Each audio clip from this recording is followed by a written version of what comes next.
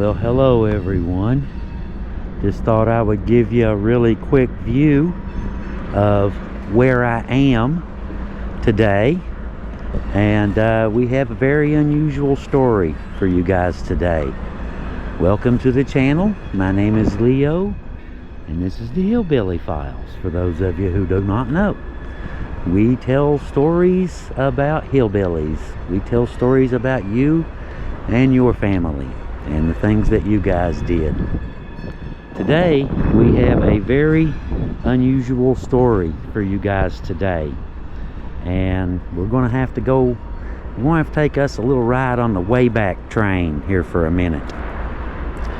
In the fall of 1930, on the afternoon of October 2nd, three women were walking together on a street. They were Flossie Reynolds Adams, her aunt Cynthia McGuire, and her mother Millie Frankie Green Campbell.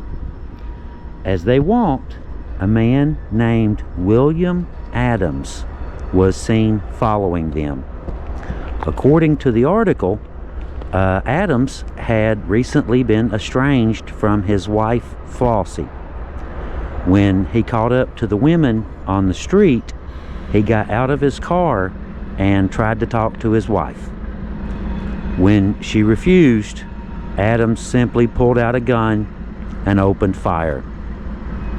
Accounts from the time say that Adams blamed Flossie's family for the couple's troubles and their inability to get along, a grudge that had been building long before the violence occurred. All three women were shot. Cynthia McGuire and Millie Frankie Green Campbell were killed at the scene. Flossie Adams was gravely wounded and died a little bit later. The killings happened in full view of the public on a Williamson Street in broad daylight. Police arrested Adams within minutes. He was taken into custody and later charged with the murders of all three women. Records show that Flossie Reynolds had been married before. She married Jacob Coburn in Williamson in 1913. Now that puts Flossie in the Williamson area years before the 1930 killings. Now, we found out later that part of the problem with tracking Flossie and William through records was the fact that Flossie continued to appear under her first husband's last name in census records. Now, that complicates the paper trail, obviously, and raises the possibility that perhaps she and William may not have been legally married or were separated, and that's why she dropped the Adams name. The records don't really explain that very clearly. They're listed on Find a Grave as being married in 1930, the same year that the murders happened, but we can't verify that. As we dug deeper, we had a hard time tracking down exactly where in Williamson this murder occurred. That all changed when we followed the paper trail to Flossie's mother's husband, John Campbell. Now, records show that John Campbell was living along Sycamore Creek with a documented house address listed the same year that the women were killed. That strongly suggests that Millie Frankie Green Campbell was killed inside that Sycamore home, and that the house was the family's base in Williamson at the time. John Campbell himself would later die at that same location in 1940, reinforcing the link to the house. This also suggests that Flossie was staying with her mother at the time of the killings. Now, whether Will followed her to Williamson or arrived by coincidence is something the records don't clearly say, and we'll likely never know.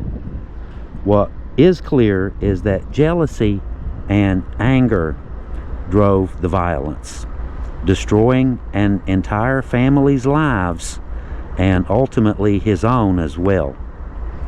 It also helps explain why the women were in Williamson. Records indicate that John Campbell worked in the coal industry, specifically at the Cinderella mine, which is just right up here a little ways, tying the family's presence in the area to coal mining work rather than deep roots in the town itself. Williamson appears to not be a permanent home, but as a place they were temporarily anchored for mining work, which was a common pattern in the area during the time period. Now, Flossie Reynolds Adams was later laid to rest far from Williamson after her death on October 1st in 1930. She was buried at the Green Family Cemetery in Wilkesboro, North Carolina, returned to family ground bearing her maiden name. William didn't appear to come from a two-parent home. Census records show that when he was 8 years old, he was living in Johnson City, Tennessee, being raised by his mother, Rosanna Adams. Now, she was raising William alone with an older daughter named Celia, who was 16 at the time. After his arrest, William was convicted and sentenced to death. He was sent to West Virginia State Penitentiary in Moundsville, West Virginia on February 20th in 1931. William Adams was executed by hanging. He was 40 years old. Afterward, he was buried at Mountain View Cemetery in Moundsville, West Virginia, not far from the prison where his life ended. What remains is the record of a family destroyed by suspicion, control, and rage. 3 women lost their lives in a matter of seconds, and 1 man lost his own future through his own actions. The names remain, the dates remain, and the story stands as a reminder of just how quickly violence can destroy everything around it.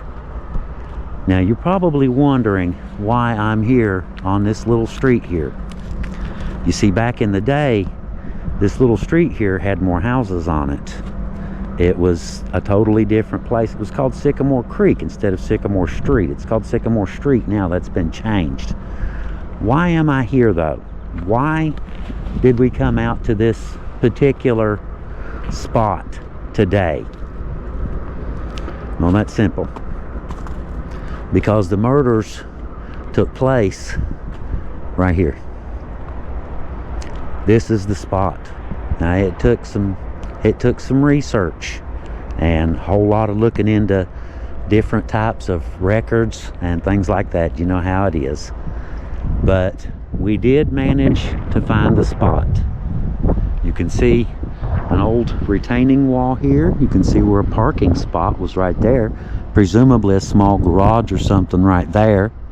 And then the house at the top of the stairs. This is the spot where the three young ladies, the 3 women, were murdered. This is the place. That's why we're here today. Now, like I said, the place has changed a lot. The street's changed a lot over the years. And you can see, you know, old houses. That one's missing windows. And there's another one down there about the same. It's probably a little bit worse. Not quite as bad as that one, though. Nothing left from it but some old stone, some old steps. And that is all that remains of this house. Kind of makes you wonder, doesn't it? Kind of makes you wonder. See, they were basically using this as, you know, sort of a family base for work, that sort of thing. And staying here, the family had some ties here to a little piece of land right here.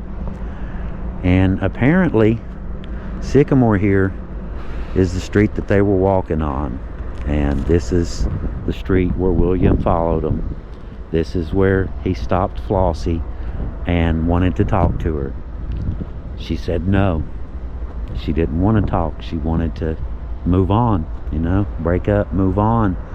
You live your life, I'll live mine. No. All three of the women.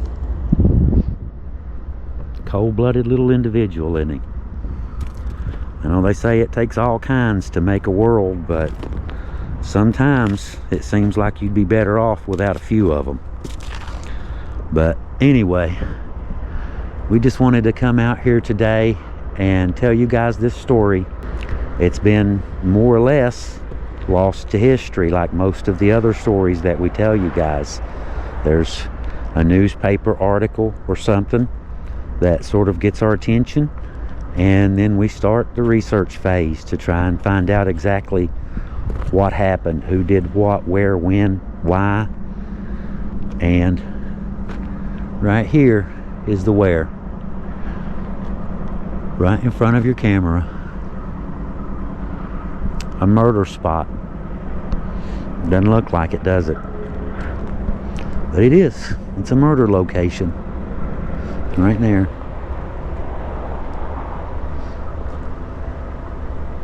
And you can kind of almost picture the town, you know, back in the day in the 30s. There was, during the coal boom of Williamson, there was a lot more people. There was a lot more houses. There's a third now of what it used to be. It's a shame, isn't it? It's a shame. Like I said, the one person that you choose to be your one is the one that kills you. That's bad. That's extremely bad, to say the least.